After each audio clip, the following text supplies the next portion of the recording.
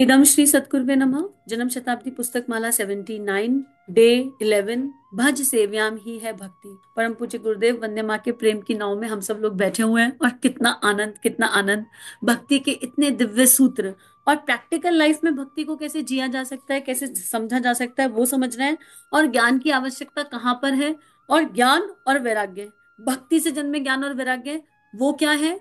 और जब हम किताबों के माध्यम से योग्यता को अर्जित करते हैं, वो ज्ञान हमें कहाँ पर हेल्प करता है, उस ज्ञान की आवश्यकता कहाँ है, ये समझ में आ रहा है। पर भक्ति की यात्रा का एक दिव्य सूत्र ये भी है कि जब भक्ति की यात्रा शुरू होती है तो जितना सीखा है वो सब भूलना पड़ता है। जब सब भूल जाएंगे तब वो ईश्वर याद आएगा। अगर हमें कुछ याद है, हमारा पढ़ा हुआ, हमारा सीखा हुआ, हमारा करा हुआ, तो उसमें हम छुप कर बैठा है। और जब तक हमको वो याद है, भगवान की याद रह ही नहीं सकती, भगवान याद आ ही नहीं सकते। तो इसलिए सब कुछ भूल जाओ, याद रखने योग्य केवल ईश्वर है, और कुछ याद रखने योग्य नहीं है इस संसार में। और फिर ईश्वर जिसकी याद दे दे उसे याद कर लो। दो ही चीजें हैं, पहले ईश्वर को याद करो और कुछ इस तरह याद करो कि उसे कभी भूल ही ना पाए। कुछ इस तरह याद करने का अभ्यास।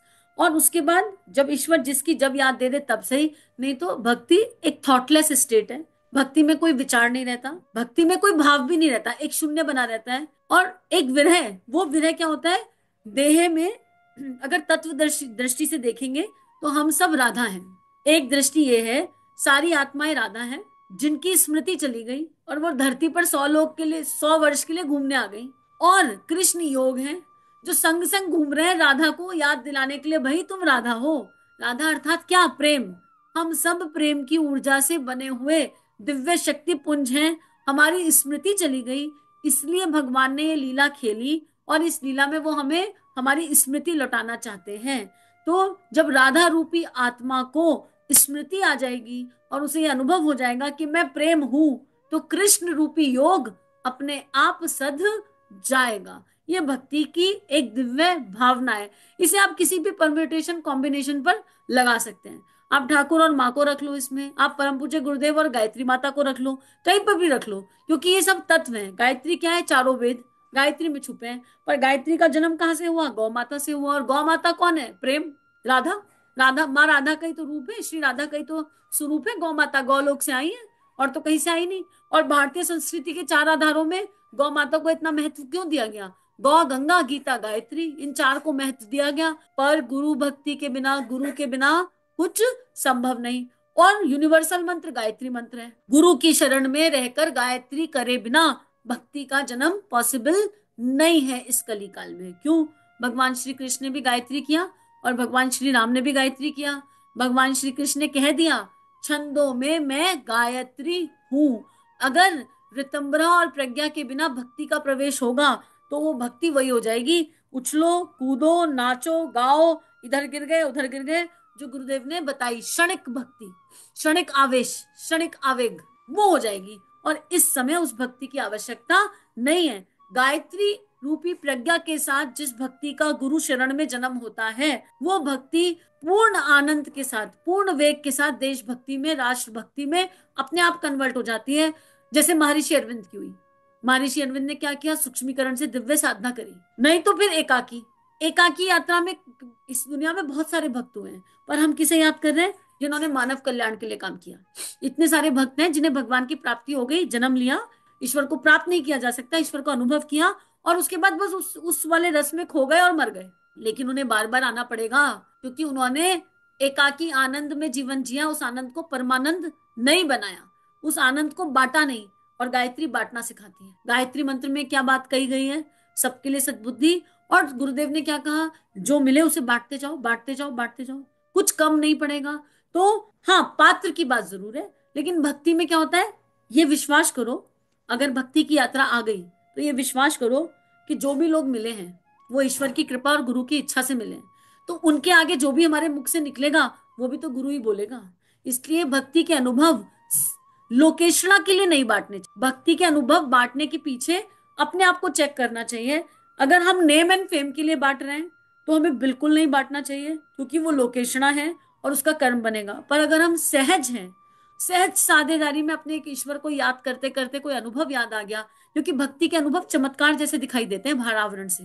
होता विज्ञान है पर दिखते चमत्कार जैसे हैं। तो अगर हमने वो अनुभव बांट दिया, लेकिन हमारा भाव समर्पण का है, श्रद्धा का है, प्रेम का है, तो यकीन करो कुछ कम नहीं होने वाला। सूर्य का प्रकाश कभी कम नहीं होता। इसलिए कॉपी अपनी जांचनी है। और जब हमारे चारों तरफ वही लोग आएंगे अब, और जो भी आएगा वो गुरु की इच्छा से आएगा, और जो जो कहेगा वो गुरु ने ही कहा है, तो फिर हमारे अंदर से भी जो कोई बोलेगा वो हमारा इष्ट ही तो बोलेगा। भक्त और भगवान एक, नाम और नामी एक। मान लो, है या नहीं, मानने में क्या जा रहा है, इस धारणा पक्की कर लो। धारणा पक्की करने में क्या जा रहा है? जब ये धारणा पक्की हो जाएगी और नेत्र कृष्ण हो जाएंगे, तो कृष्ण संसार में क्या देखेंगे? बताइए क्या देखेंगे कृष्ण संसार में? राधा के सिवा कुछ देख पाएंगे? अर्थात प्रेम। कृष्ण नेत्र हो गए तो प्रेम के सिवा कुछ दिखेगा ही नहीं। किसी के विकार तो दिख ही नहीं सकते, संभावना ही नहीं है। ऐसे ही समस्त इंद्रियां जब इष्ट हो जाती हैं तो क्या दिव्यता होती होगी, इसकी कल्पना करके देखिए। तो गुरुदेव लिख रहे हैं, भज सेव्याम ही भक्ति है। मित्रों, भक्ति ना केवल मानसिक और भावनात्मक संपदा है, वरन उसके आधार पर पुण्य करने और परमार्थ करने के भी मौके मिलते हैं। आप भक्ति कीजिए और सेवा भी कीजिए। प्यार का अर्थ है, जैसा कि आमतौर से आपने लगा रखा है, उसे प्यार नहीं कहते। प्यार नहीं हो सकता वह। आपको खूबसूरत चीजों से प्यार है, बिना खूबसूरत चीजों से प्यार नहीं है। इसका क्या मतलब हुआ? खूबसूरत है तो क्या, बिना खूबसूरत है तो क्या? यह संसार एक बगीचा है, इसमें सभी तरह की चीजें हैं। हमारा सीमितपन क्यों है? हम मोह के बंधन में क्यों बंधे हैं? मोह और बंधन एक ही तरह से होते हैं। जिनसे हमको फायदा होता है उसके साथ हमारी मोहब्बत होती है, लेकिन जिन लोगों से साथ हमारा फायदा नहीं होता, आमतौर से उन लोगों के साथ हमारी मोहब्बत नहीं होती। शंकर भगवान के साथ उनके भक्त भूत प्रेत भी रहते हैं। भूत प्रेतों की भी वे सेवा करते हैं, मदद करते हैं। भक्ति है तो हमसे गए बीते बिछड़े पिछड़े लोगों, गए गुजरे हुए लोगों की भी सेवा करनी चाहिए। बच्चों को हम गोदी में लिए लिए फिरते हैं, क्यों? जो हमसे इतने छोटे हैं, उनकी समझदारी भी कम होती है, जिनकी क्षमताएं कम हैं, जो उठने में असमर्थ हैं, तो क्या उनकी सेवा नहीं करनी चाहिए? सेवा करनी चाहिए। साथियों, सेवा और भक्ति दोनों एक ही चीज है। देखो, ये वही वाली बात आ गई जो कल एग्जाम्पल आ रहा था कि घर में माँ बूढ़ी पड़ी है, उसको पेशाब आ रहा है, लेकिन हमको मंदिर जाना है और हम मंदिर जाना चूज कर रहे हैं। तो गुरुदेव यहाँ पर यही बता रहे हैं कि हमारी जो भक्ति है ना, हमारे अंदर जो प्रेम है, वो किसी कोढ़ी को गले नहीं लगा सकते। हम डर जाएंगे, घबरा जाएंगे, हमको हो गया तो क्या होगा, नहीं लगा सकते ना। लेकिन कहीं सड़क पे चलता हुआ कोई बहुत सुंदर बच्चा दिख जाए जो अतः का खूबसूरत हो, तो उससे आंख हटेगी नहीं, नजर हटेगी नहीं। तो अभी हम दैहिक स्वरूप के आधार पर चल रहे हैं। दैहिक और दैविक दो चीजें होती हैं। दैहिक मतलब देह से जन्मा। अभी हमारे भीतर जो प्रेम जन्म रहा है ना, वो देह से जन्म रहा है। एक टीनेजर लड़की को शादी, जिसकी शादी होने वाली हो, या एक लड़का जिसकी शादी होने वाली हो, वो शादी किस आधार पर करता है? Arrange marriage. फोटोग्राफ देखी, लड़की देखी और उसके आधार पर शादी करी। गुण कर्म स्वभाव कहाँ देखे जाते हैं? तो कई बार ऐसी लड़की को रिजेक्ट कर देगा जिसके गुण कर्म स्वभाव बहुत दिव्य है लेकिन देखने में साधारण है, और ऐसी लड़की को चुन लेगा जो देखने में तो असाधारण दिख रही है पर गुण कर्म स्वभाव तो बेटे विवाह के बाद समझ में आएंगे। तो परम पूज्य गुरुदेव ये कह रहे हैं कि हमारी जो दृष्टि है वो सीमित हो गई है, और हमें इस सीमित दृष्टि को तोड़ने की आवश्यकता है। और इस सीमित दृष्टि को केवल भक्ति का एक भाव तोड़ सकता है। और भगवान शिव का एग्जाम्पल है। भगवान शिव तो गले में सांप डाल के बैठे हैं, भूत प्रेतों के साथ बैठे हैं। हम आवरण से जान नहीं सकते कि सत्य क्या है और असत्य क्या है। हमारी आंखें जितना देख रही हैं उसी को बुद्धि के आधार पर सत्य मानती हैं। पर परम पूज्य गुरुदेव को देख लीजिए, कितने साधारण से दिखाई देते थे। ना लंबे बाल, ना आदि बाबाओं जैसे घूम रहे हैं। एक सिंपल जैसे नॉर्मल इंसान होता है, शेविंग भी नियम से बनी रहती थी परम पूज्य गुरुदेव की। जरा ध्यान से देखिए, उनको देखकर कोई कह सकता था, उनके उनको देखकर, आवरण से देखकर कोई ये कह सकता था इनके भीतर एक युग दृष्टा छुपा हुआ है, इनके अंदर युग ऋषि छुपा हुआ है? ये वो इंसान है जिन्होंने 24 लाख के 24 गायत्री महानुष्ठान कर लिए। पॉसिबिलिटी है। हम कपड़ों के आधार पर इंसान के व्यक्तित्व को जांचने की, परखने की कोशिश करते हैं। भक्ति का जो सबसे बड़ा बैरियर है, जिसके कारण भक्ति नहीं सध पाती, वो है धारणा। ये धारणा समाधि तक ले जाने की शक्ति रखती है। महर्षि पतंजलि के अष्टांग योग में धारणा आती है, लेकिन वो जो धारणा दे रहे हैं वो दैविक है, और हम लोग दैहिक धारणाओं में उलझे हुए हैं। और ये दैहिक धारणाएं पर चिंतन का कारण बनती हैं, और इस कारण भक्ति का तो प्रवेश ही नहीं है, एंट्री नहीं है। फॉर एग्जाम्पल, सड़क पर चल रहे हैं, सड़क पर चलते हुए दो लोगों को झगड़ा करते हुए देख लिया, बहुत तेजी से झगड़ा करते हुए देख लिया। जानते नहीं है, बिल्कुल नहीं जानते, कोई अता पता नहीं है, देख लिया, और उस समय कोई थॉट भी क्रिएट नहीं हुआ, पता ही नहीं चला। अगले दिन अपनी आंटी के घर गए, आंटी के घर गए तो वही दो लोग बैठे हुए दिखाई दे गए, और तुरंत ये तो वही लोग हैं जो सड़क पे झगड़ा कर रहे थे, तो कितने गुस्से वाले लोग हैं। केवल एक इंसिडेंट था जिसे हमने देखा था, हम दृष्टा भाव में नहीं रह सके, हमें पता भी नहीं चला कब धारणा बन गई। वो चेहरे दोबारा दिखाई दिए तो पहला थॉट क्या क्रिएट हुआ, ये गुस्से वाले लोग हैं जो लड़ाई झगड़ा करते हैं। ये छोटी सी धारणा भी बाधा है।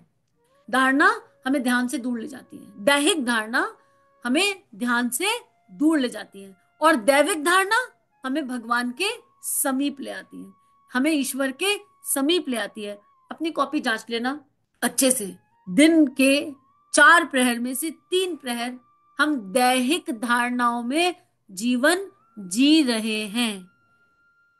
परम पूज्य गुरुदेव जब कहते हैं नया जन्म, तो वो इस आधार पर कहते हैं, और वो किस आधार पर चाहते हैं। मान लीजिए आज देह की संतान दूध नहीं पीती, आज ये कहीं ना कहीं हमारा मैनिफेस्टेशन है। कैसे है, बच्चे ने एक बार कभी दूध नहीं पिया, दूसरी बार आपने ट्राई किया उसने नहीं पिया, तीसरी बार ट्राई करने से पहले हम कहते हैं दूध तो पीता ही नहीं है, फिर दूध तो पीता ही नहीं है, दूध तो पीता ही नहीं है, 2 बार तो नहीं पिया।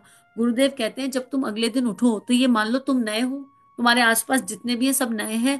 पहले दिन की सारी स्मृतियां हटा दो, केवल लर्निंग्स याद रखो, लाइफ लर्निंग्स तो याद रखो, उसके अलावा सारे इंसिडेंट डिलीट कर दो, सब कुछ डिलीट कर दो। अब जब दूध बनाओ तो बिल्कुल कॉन्फिडेंस होना चाहिए। कौन सा वाला कॉन्फिडेंस, कैसे नहीं पिएगा, मतलब ये कैसे नहीं पिएगा भी नहीं आएगा, ये थॉट ही नहीं आएगा कि दूध पिएगा कि नहीं पिएगा। इट्स लाइक नया जन्म है, पीना ही है, और आप देखो आपका बच्चा पीने लगेगा। मतलब इसको कैसे समझाऊं, एक और एग्जाम्पल शाम के सत्संग में निकल कर आया था, उसको भी रख देती हूँ।